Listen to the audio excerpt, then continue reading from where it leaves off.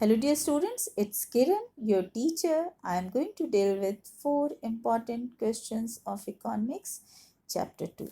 So dear, let's start. First question is, differentiate between disguised unemployment and open unemployment. यहाँ bracket में मैंने कुछ डाला है, वो भी आप नोटिस कर लो.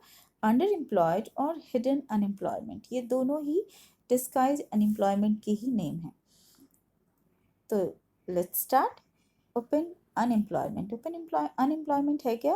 Refers to the situation in which an individual has no job and unable to earn his livelihood. ये ऐसी सिचुएशन है या ऐसी अनएम्प्लॉयमेंट है जिसमें एक आदमी के पास काम नहीं है या फिर वो अपनी लाइवलीहुड अर्न नहीं कर सकता है. दैट मीन अपने जीने के लिए जो भी काम उसे करना है वो उसमें सक्षम नहीं है. Next is this unemployment is clearly visible. पता चलता है, दिखता है कि वो आदमी अनएम्प्लॉयड है, उसके पास कोई काम नहीं है. Next question is people's unemployment will affect the production of goods and services in an economy. अगर कोई अनएम्प्लॉयड है, ये ऐसी अनएम्प्लॉयमेंट है जिसमें जो कोई भी आदमी जैसे किसी भी कंट्री की पॉपुलेशन अगर 100 है और उसमें से 50 लोग अनएम्प्लॉयड हैं या 40 लोग अनएम्प्लॉयड हैं, तो सिंपली उस देश में होने वाले प्रोडक्शन को, जो गुड्स और प्रोडक्शंस होगा, सर्विस होगा, उस पर प्रभाव पड़ता है. कैसे पड़ता है, जैसे मैं बता दूं, सपोज करो कि 100 की पॉपुलेशन वाली कंट्री में से 40 लोग जो हैं वो अनएम्प्लॉयड हैं. तो वो 40 लोग एक तो अर्न कुछ नहीं कर रहे हैं, कुछ काम नहीं कर रहे हैं, कुछ प्रोडक्शन नहीं दे रहे हैं. तो एक तरफ तो ये नुकसान है और दूसरी तरफ चूंकि वो कुछ प्रोडक्शन नहीं दे रहे हैं तो वो कुछ परचेज करना या अपनी ज़िंदगी ज़रूरतों को पूरा करने के लिए उनके पास कुछ है ही नहीं. तो एक्चुअली जो मार्केट चलता है वो सेल और परचेज दोनों पे ही चलता है. कुछ आप खरीदते हो, कुछ बिकता है. आप खरीदते हो कुछ तो कुछ बिकता भी तो है, या फिर कुछ ऐसे भी देखो कि कुछ सेल हुआ तो कहीं का तो वो प्रोडक्शन हुआ था वो उतना ज़्यादा, और फिर जब उतना सेल हुआ तो वो अर्निंग हुई प्रोड्यूस करने वाले को भी और सेल करने वाले को भी. नेक्स्ट चीज, next unemployment is disguised unemployment. ये एक विचित्र सी समस्या है और हमारे देश में rural as well as urban दोनों ही जगह है, बट हाँ रूरल एरियाज में ये ज़्यादा हैं. तो जैसे मैंने ऊपर आपको बता ही दिया है, इसी को आप कहोगे हिडन अनएम्प्लॉयमेंट, और जो है सिंपली इसको कह सकते हैं, यहाँ अंडरलाइन मैंने करवाया था आपको, फिर से एक बार दिखा रही हूँ, अंडर एम्प्लॉयड वाली सिचुएशन. तो अब एक बार फिर से आपको मैं दिखाऊं, डिस्गाइज अनएम्प्लॉयमेंट ये है क्या? Disguise unemployment refer to the situation in which people work at a place where there is no more people are required. ये एग्जाम्पल मैं बहुत बार आपको दे चुकी हूँ, इनफैक्ट 9th में भी मैंने आपको दिया है.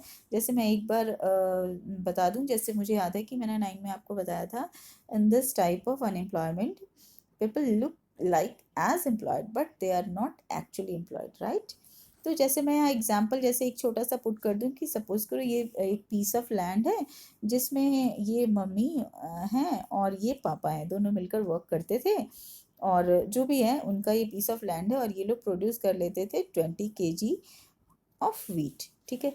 और जब इनके ये 3 बच्चे थे, इन्होंने ये भी जब बड़े हो गए तो इन्होंने भी इसी फील्ड में काम करना शुरू कर दिया, बट प्रोडक्शन जो है वो 20 kg ही है. 20 kg ही अगर प्रोडक्शन है, दैट मीन प्रोडक्शन में कुछ भी फर्क नहीं आया. इस पॉइंट को मैं यहाँ दिखाऊंगी भी कि इस तरह के से प्रोडक्शन में कुछ भी फर्क नहीं पड़ता, वो रहे या ना रहे. तो ये ही जो है समस्या जो है डिस्गाइज अनएम्प्लॉयमेंट की है, दैट मीन छिपी हुई बेरोजगारी, जिसमें इंसान दिखता तो है कि वो वर्क कर रहा है बट एक्चुअली वो वर्क नहीं कर रहा क्योंकि प्रोडक्शन में कोई फर्क नहीं आता. So let's start.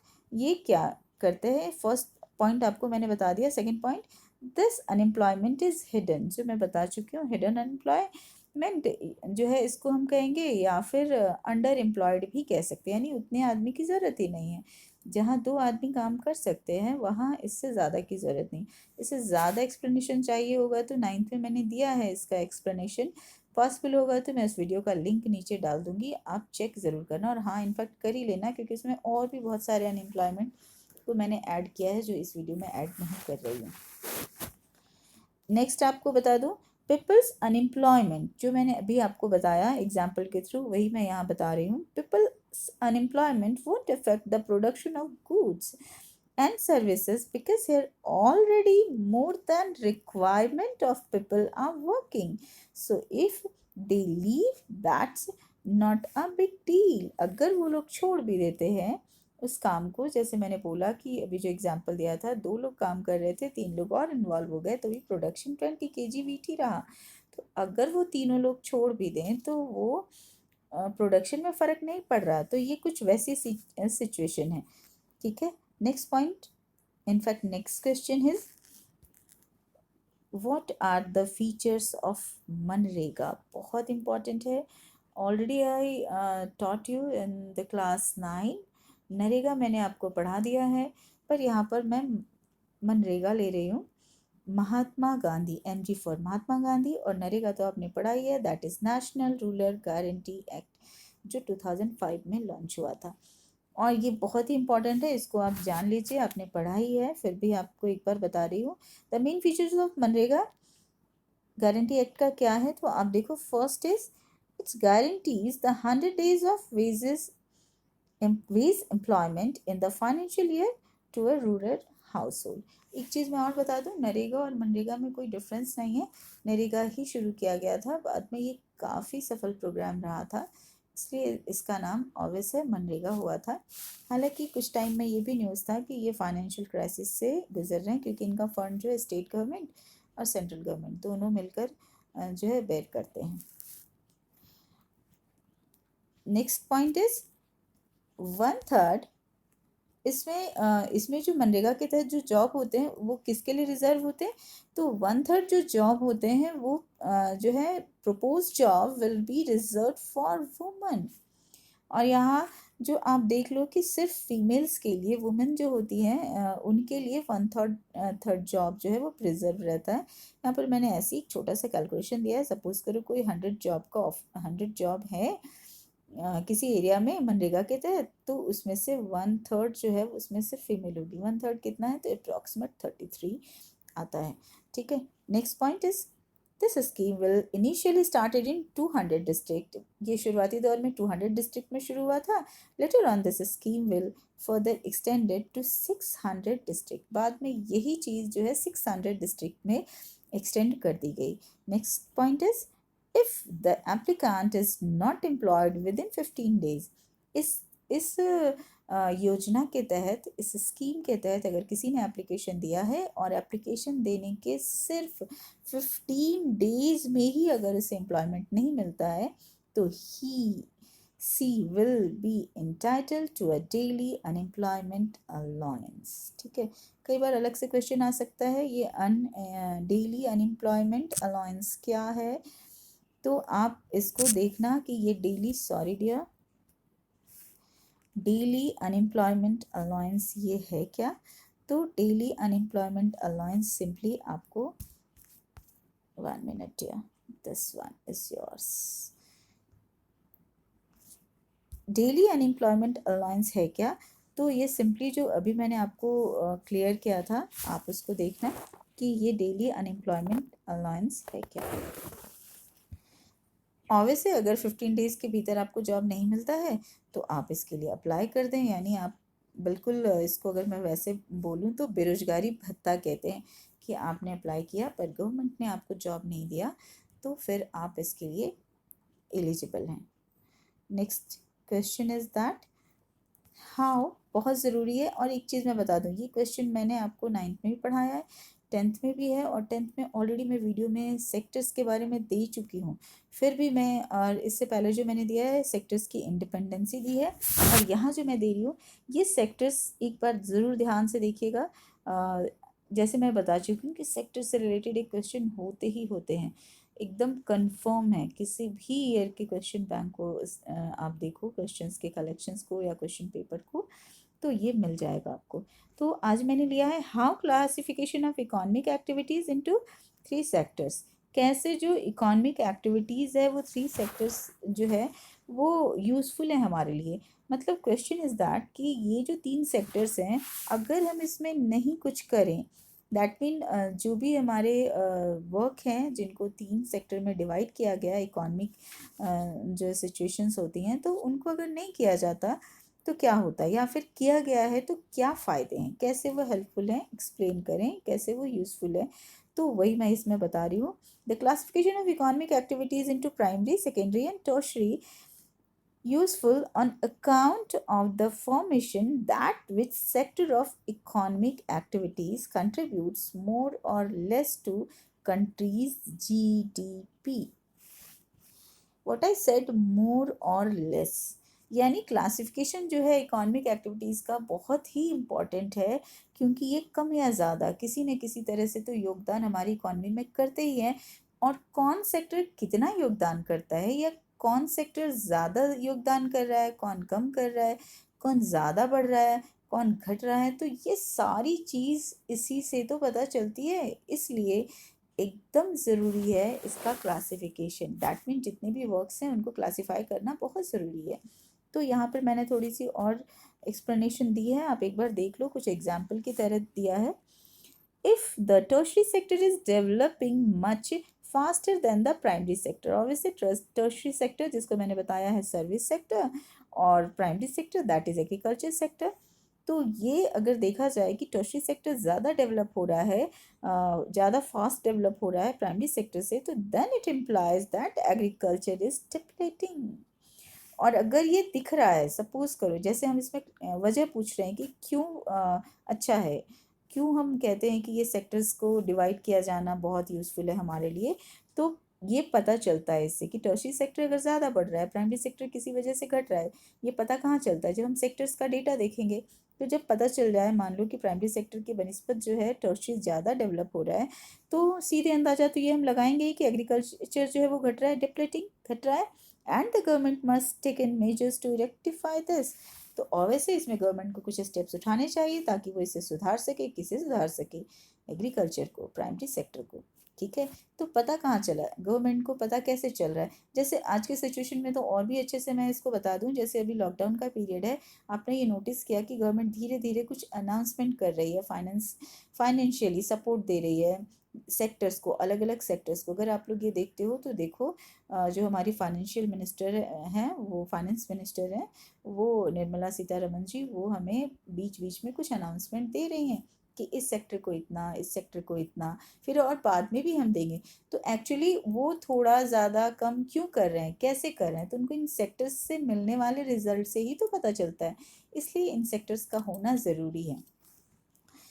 Hence, it is necessary to classify economic activities into these three sectors for smooth economic administration and development. यही मैंने अभी आपको एग्जांपल में बताया कि एक्चुअली जो एडमिनिस्ट्रेशन है या जो गवर्नमेंट है, वो इन चीज़ों को वॉच कर रही है, तभी वो किसी तरह की अनाउंसमेंट कर रही है। Next question is, what do you know about GDP? बहुत इंपॉर्टेंट है क्योंकि आगे भी जीडीपी का था, तो मैंने यहाँ दे दिया, मैं पूरा ही एक्सप्लेन कर रही हूँ। ये सिंपली छोटे नंबर के लिए यहाँ से यहाँ तक मैं बताने जा रही हूँ। इसको भी मैंने थोड़ा कट किया है, मैं बता देती हूँ, हो सकता है इसी में आपको 2-3 क्वेश्चन मिल जाएं। And how it is useful for economic development. Obviously आर्थिक ग्रोथ में जीडीपी का क्या योगदान है, मैं बता चुकी हूँ। GDP means gross domestic product. यहाँ मैंने ऐड किया है gross domestic product abbreviated as GDP, यानी जीडीपी को हम उसका फुल फॉर्म जो आप कहते हो, एब्रिविएशन मैंने यहाँ दिया है ग्रॉस डोमेस्टिक प्रोडक्ट। अब जीडीपी का full form gross domestic product है। ये है क्या? तो जीडीपी है क्या? तो ये टोटल वैल्यू है। It is the total value of goods and services produce in a country. ये है क्या? जीडीपी है क्या? तो कंट्री में जो सामान हम प्रोड्यूस करते हैं और जो सेवाएं प्रोड्यूस करते हैं, वो है। लेकिन कब? ध्यान से देखिएगा, एज आई टोल्ड कि इसमें आपको बहुत कुछ दिख जाएगा। जीडीपी मेजर किया जाता है, कब निकाला जाता है, कब पता करते हैं जीडीपी, कैसे पता चलता है? तो ये स्पेसिफिक टाइम फ्रेम में, यानी एक पीरियड होता है इसका। क्या?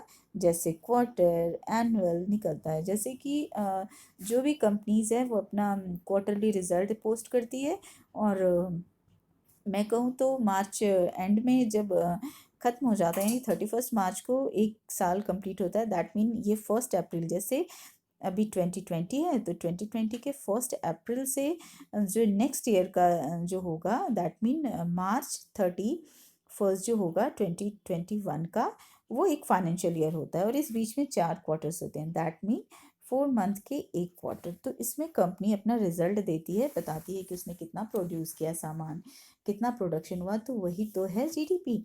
तो सिंपली एक बार आप देख लो, ये वैल्यू है, value of goods and services produce in a country, GDP measured over specific, इसको जरूर अंडरलाइन करना, मैं फिर से एक बार क्लियर करके आपको दिखाऊं, over specific time frame such as quarter और अ ईयर। ठीक है, क्वार्टरली भी रिजल्ट पोस्ट करती है और एनुअली भी बताती है। तो इसके फीचर्स क्या क्या हैं वो एक बार चेक करें हम लोग, कौन से इंपॉर्टेंट फीचर्स हैं, इसको आप यहाँ से यहाँ तक जो मैं आपको बता रही हूँ, all these are the important features, characteristics, जो भी आप इसे कहो, तो या फिर उसके इम्पोर्टेंस क्या है, तो क्या क्या है वो मैं दिखा रही हूँ यहाँ पर। It gives information about size of the economy. जैसे ही आपको ये पता चलता है कि आप किसी भी देश के जीडीपी से पता चलता है कि उस देश की इकोनॉमी का साइज क्या है, यानी वो कम है, बड़ा है, छोटा है, ज़्यादा है। Second point, it gives information about economies performance, यानी किसी भी देश की जीडीपी को देखकर ये पता चल जाता है कि उस देश की इकोनॉमी कैसा परफॉर्म कर रही है। जैसे आज के सिचुएशन को अगर देखें तो हमारी इकोनॉमी बहुत अच्छा परफॉर्म नहीं कर रही है, क्योंकि लॉकडाउन के चलते बहुत सारे सेक्टर्स तो बंद हैं, जो बड़ी बड़ी कंपनियां हैं, स्पेशली जो व्हीकल्स बनाने वाली, वो सब तो बंद हैं। उन्होंने अपने जो इसको बंद रखा है, बड़ी बड़ी फैक्ट्रियां हैं जो बंद हैं, जिसके चलते उनका प्रोडक्शन तो घट गया। तो वो एनुअल जब रिजल्ट देगी तो इस क्वार्टर से ही पता चलता है। आगे अगर हम क्लियर भी हो जाए, आई मीन लॉकडाउन खत्म हो जाए, प्रॉपरली वर्क हो, अभी थोड़ा बहुत काम शुरू हो चुका है इस लॉकडाउन में भी, लेकिन जब तक प्रॉपर काम शुरू नहीं होता तो इकॉनमी का परफॉर्मेंस अच्छा नहीं आएगा। तो दैट मीन इसके लिए तो हमें तैयार रहना ही चाहिए कि 2021 का परफॉर्मेंस अच्छा नहीं होगा, क्योंकि बहुत सारी परेशानियां हैं अब भी। Next point is the growth rate of GDP is often used as an indicator of the general health of economy, या मैंने जनरल हेल्थ ऑफ इकोनॉमी डाल दिया। नॉर्मली कॉमनली जो है वो इसी से पता चलता है, हेल्थ वर्ड डाला है, इसमें किसी इंसान के हेल्थ की चर्चा नहीं कर रही हूँ। इकोनॉमी दैट मीन आपकी जो अर्थव्यवस्था है उसके हेल्थ की चर्चा करूँ, यानी इस बार का जो हमारा जीडीपी आएगा उसी से पता चलेगा कि हमारी इकोनॉमी कितना आगे गई है, या फिर इतनी परेशानियों के बाद भी हमने कुछ अच्छा काम कर लिया है, तो वो रिजल्ट बताएगा। Next and last point is that an increase in real GDP interpreted as sign that the economy is doing well. और सचमुच अगर जीडीपी किसी भी कंट्री का बढ़ रहा है, आई मीन कंट्री का कैसे बढ़ता है, जब ये कंपनियां अपना रिजल्ट पोस्ट करती हैं, जब बताती हैं क्वार्टरली और एनुअली, तभी वो जब ऐड हो जाता है तब पता चलता है कि देश का जो जीडीपी है वो कैसे आगे जा रहा है। Okay dear, thanks, bye.